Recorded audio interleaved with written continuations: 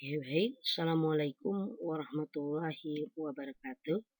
Kita ketemu lagi di mata kuliah kalkulus diferensial. Untuk pertemuan kedua, kita akan membahas tentang sistem bilangan real atau disimbolkan dengan R besar. Apa itu sistem? Apa itu bilangan? Ya, sebelum kita bahas, kita lihat bilangan apa saja yang pernah kita pelajari. Ya, tentunya ada bilangan asli, bilangan bulat, bilangan rasional, bilangan irasional, bilangan pecahan ya, banyak ya, bilangan genap, ganjil, prima, komposit, dan sebagainya. Mungkin masih ingat kalau bilangan asli itu biasanya 1, 2, 3, dan seterusnya. Kalau bilangan bulat, asal dia tidak pecahan, jadi mulai dari negatif sekian-sekian, 0, 1, 2, dan seterusnya. Nah, coba kita lihat di sini ada bilangan prima. Yang bilangan prima ini kalau sering saya dengar itu dikatakan bahwa bilangan yang habis dibagi dengan bilangan itu sendiri. Itu kurang tepat ya. Sebenarnya dari dulu itu sering dikatakan demikian. Bilangan prima itu adalah bilangan yang hanya memiliki 2 faktor. Misalkan bilangan prima apa sih? 2, 3, 5. 2 itu kan faktornya hanya 1 dan 2. Artinya hanya 1 kali 2. Kemudian 5 itu juga 1 kali 5. 3 juga 1 kali 3. Artinya dia hanya memiliki 2 faktor. Nah, kalau bilangan komposit itu lawannya prima. Berarti lebih dari 2 faktor. Berarti kalau 1 bukan bilangan komposit karena dia hanya 1. Kalau misalnya 10 itu bilangan komposit karena faktornya banyak, lebih dari 2. Bisa 2, bisa 5, bisa 10, bisa 1. Jadi bisa kita lihat seperti itu ya. Dan kita lihat bilangan rasional itu biasanya kita bisa menulisnya dalam bentuk A per B, di mana A anggota bilangan bulat, B anggota bilangan bulat, B tidak boleh 0. Kemudian Z di sini kenapa disimbolkan dengan bilangan bulat? Mungkin dari buku bahasa Inggris itu dari zero ya, bilangan bulat, 0, 0 ya. Bilangan asli natural N. Sehingga bilangan rasional kita simbol dengan Q, bentuknya A per B. Misalnya 2 per 3 itu di bilangan rasional. Ya. Apa bedanya dengan bilangan pecahan? Iya, sebenarnya kalau dibuat skema ya, jadi bilangan pecahan itu ya bilangan rasional sebenarnya. Tetapi pecahan ada yang pecahan campuran, ada yang pecahan murni dan sebagainya. Nah, kalau kita lihat hubungan dari bilangan asli N, bilangan bulat Z, rasional Q, dan bilangan real. Nah, jadi ini suatu sistem namanya. Kita bisa lihat bahwa diagram Venn itu bahwa bilangan asli itu himpunan bagian dari bilangan bulat. Bilangan bulat himpunan bagian dari bilangan rasional.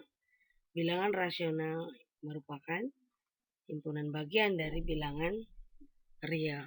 Kita lihat di sini. Ya, jadi dia seperti ini diagram Venn-nya. Ini disebut sistem bilangan real. Nah, sekarang kita bahas tentang sifat-sifat operasi penjumlahan dan perkalian pada bilangan real. Di sini berlaku hukum komutatif, hukum asosiatif. Ini sudah tidak asing lagi ya. Komutatif X tambah Y sama dengan Y tambah X. Itu namanya komutatif penjumlahan. Kalau komutatif perkalian, X kali Y sama dengan Y kali X. Juga dengan asosiatif, ada hukum asosiatif penjumlahan, ada hukum asosiatif perkalian. Kita bisa lihat seperti pada layar. Kemudian hukum distributif, bisa kita lihat X kali Y plus Z sama dengan XY plus XZ. Nah, selain itu ada yang disebut dengan elemen identitas. Terhadap penjumlahan, elemen identitas adalah 0. Kenapa 0? Karena suatu bilangan apabila ditambah 0, maka akan menghasilkan bilangan itu sendiri, maka disebut identitas. Misalnya 5 tambah 0 itu 5, 6 tambah 0 itu 6. Karena dia tetap, makanya 0 disebut identitas penjumlahan. Kalau identitas perkalian itu 1. Karena suatu bilangan kalau dikali 1 itu hasilnya akan bilangan itu sendiri. Misalkan 6 kali 1, 6. 7 kali 1 juga sama dengan 7 dan sebagainya. Nah, sekarang ada sifat inverse atau balikan. Jadi ini disebut lawannya ya. Misalkan bilangan real negatif dari X ya, itu akan memenuhi sifat ketika bilangan ditambah dengan inverse-nya itu akan menghasilkan identitas. Saya ulangi, sesuatu bilangan kalau dia ditambah dengan bilangan lawannya, maka hasilnya identitas. Di sini ada identitas penjumlahan, ada identitas perkalian.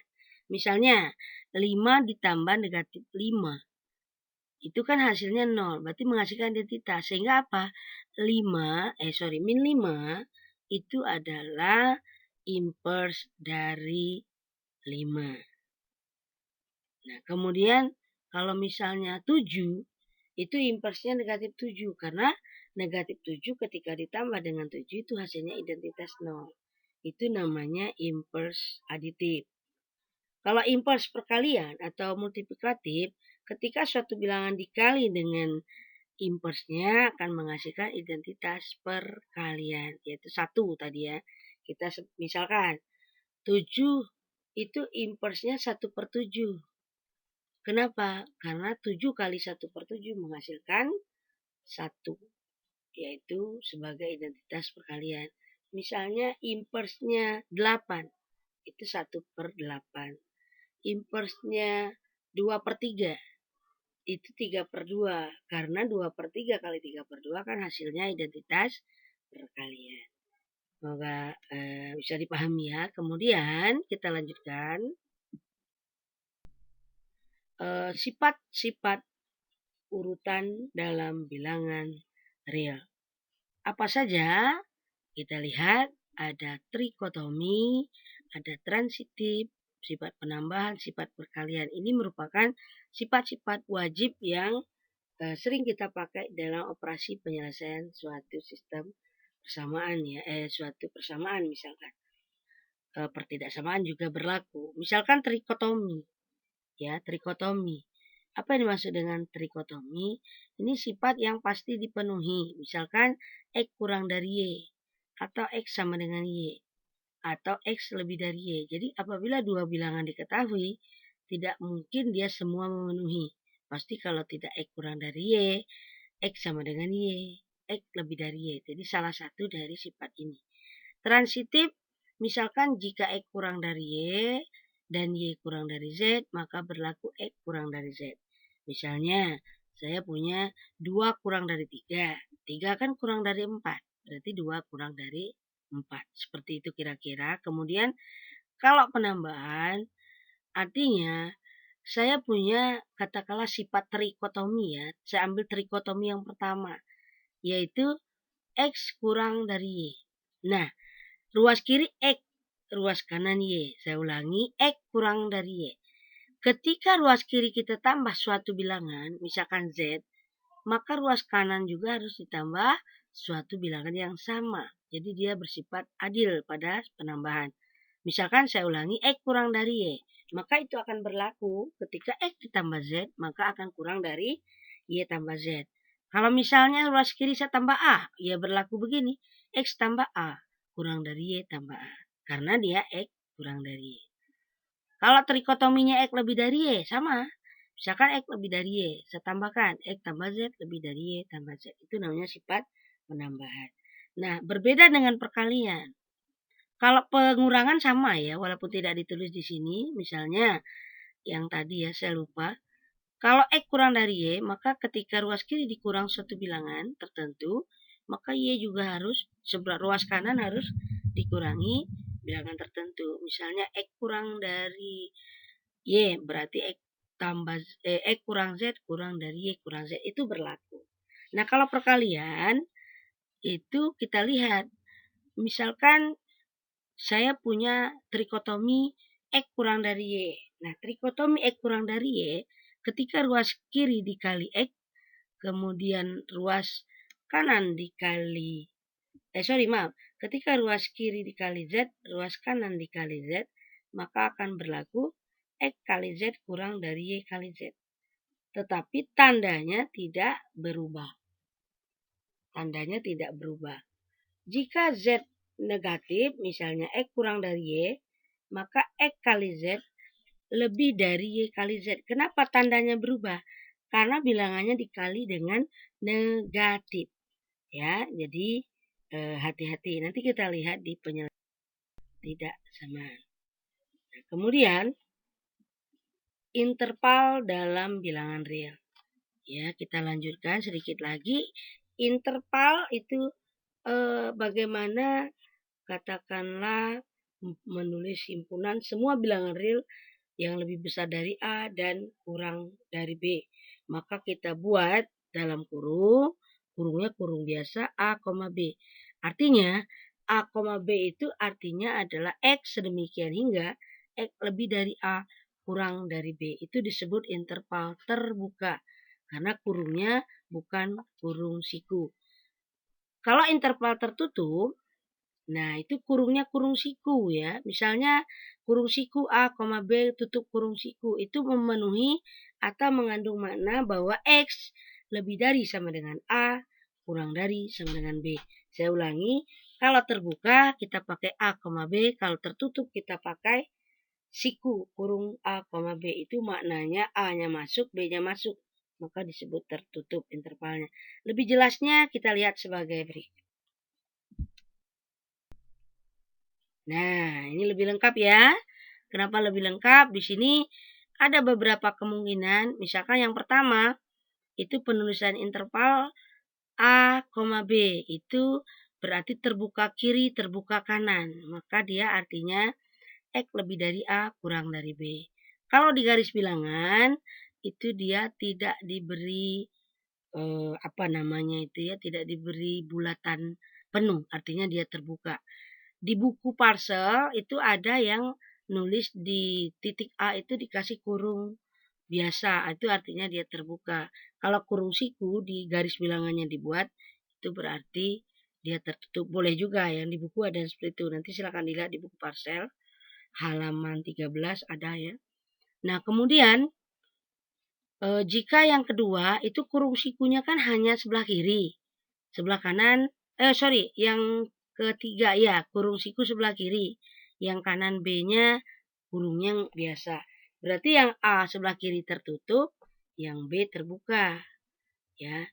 Kita lihat seperti grafik itu. Misalkan yang keempat kebalik, yang A dia kurung biasa, yang B-nya tertutup. Berarti yang B tertutup di interval, yang A terbuka. A kurang dari B kurang dari sama dengan B.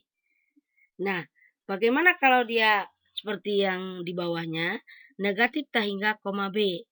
Berarti pada saat dia di kiri, dia tanda panah. Kenapa tanda panah? Artinya dia X kurang dari B terus sampai minta hingga. Kira-kira begitu. Nah, kalau yang selanjutnya, dia tertutup. X kurang dari sama dengan B. Tetap sama ya. Nah, bagaimana kalau semuanya seperti yang paling bawah itu negatif tak hingga, koma tak hingga. Berarti kiri panah, kanan panah. Itu disebut sistem bilangan real karena tidak ada batasannya. Maka dia kita katakan kalau penyelesaian suatu persamaan ataupun pertidaksamaan nanti itu boleh menggunakan penulisan interval, boleh menggunakan penulisan himpunan. Biasanya kita menggunakan penulisan himpunan. Tapi nanti untuk praktek ya, karena kita kan ada praktikum nih. Nanti saya berikan soal-soal untuk praktikumnya ya, 30 soal boleh dikerjakan di rumah. Nanti saya share di e-learning Unip. Baik, kita lanjutkan. Nah, misalnya menentukan himpunan penyelesaian pertidaksamaan berikut. Selesaikan 2x kurang 7 kurang dari 4x kurang 2. Tadi ada sifat urutan dalam bilangan real, ada penambahan, tadi ada trikotomi, ada perkalian. Kita coba praktek. Misalkan ya. Nah, kita lihat apabila kedua ruas ditambah 7, maka kalau ruas kiri ditambah 7, maka ruas kanan juga harus ditambah 7. Kita lihat 2x min 7 tambah 7, 4x kurang 2 tambah 7. Hasilnya apa? 2x kurang dari 4x plus 5. Kalau ruas kiri dikurang 4x, maka ruas kanan dikurang 4x. Kita supaya habis ya variabelnya. Nah, sekarang dapatlah min 2x kurang dari 5. Ruas kiri kan min 2x, ruas kanan 5. Ruas kiri dikali negatif setengah, ruas kanan dikali negatif setengah. Kenapa dikali negatif setengah? Supaya dapat x ya. Min 2x kali min setengah kan x. Karena ingat tadi kalau bilangan sebelah kiri dikali negatif, sebelah kanan dikali negatif, maka tandanya berubah. Tadi kan kurang, sekarang jadi lebih dari. Jadi kira-kira kita praktekkan sifat tadi urutan dalam bilangan real. Hasilnya adalah X lebih dari min 5 per 2. X lebih dari min 5 per 2, kalau berdasarkan penulisan interval, kita tulis apa? Kan itu nggak masuk sama dengan. Berarti ruas kiri kurungnya bukan siku ya, karena nggak pakai sama dengan. Berarti kurung siku itu tidak dipakai di sini. Min 5 per 2 kurung biasa, koma tahingga. Kenapa koma tahingga? Karena lebih dari min 5 per 2 kan tak terbatas. Ya, atau kita tulis seperti ini. X dengan X lebih dari min 5 per 2. Baik, kita lanjut ya.